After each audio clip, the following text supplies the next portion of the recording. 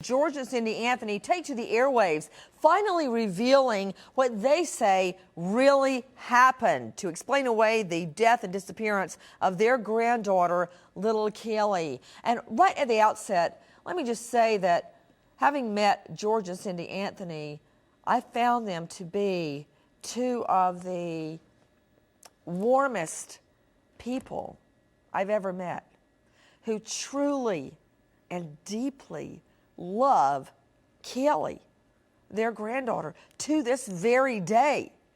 Out to Gene Casares, a lot of what they said, Gene, extremely surprising in their attempts to rationalize all of this. For instance, that Top Mom has a brain tumor.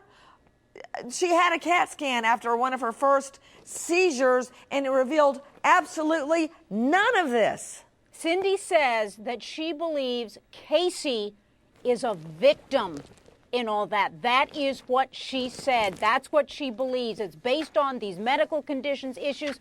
But 2007 is what she's talking about. Casey went into the hospital because of a seizure, quote unquote. Jesse Grunn, she was with at the time. She was there for 3 days. They didn't find anything. But what I don't understand, I'm going to go to Dr. Patricia Saunders on this. Our whole panel is taking your calls.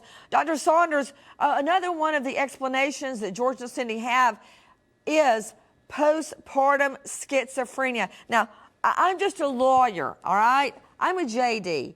You're the MD. You're the shrink. So does that postpartum depression plus schizophrenia equals postpartum schizophrenia? I've never heard of that before.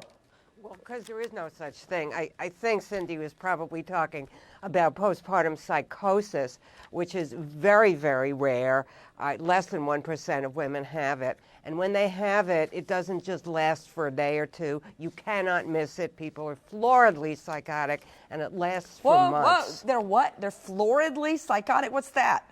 That means that they hear voices, they see things, they hear the voice of God commanding them to do things. Dr. Pat, I like you, but don't throw any of those terms out there at me without explaining it to me. What is floridly psychotic? It means that she'd be crazy as a bedbug. Nobody could miss it. And it would last for weeks, if not months. She'd have to be hospitalized. Okay, let me tell you something, Dr. Saunders.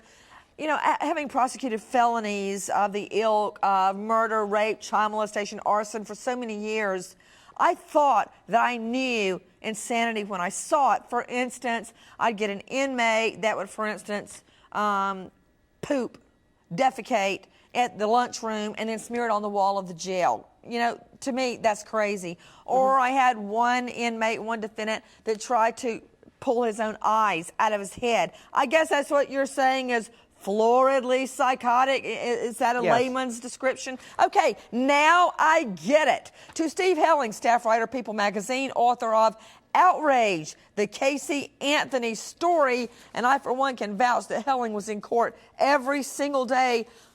What do you make of what George and Cindy have told Dr. Phil?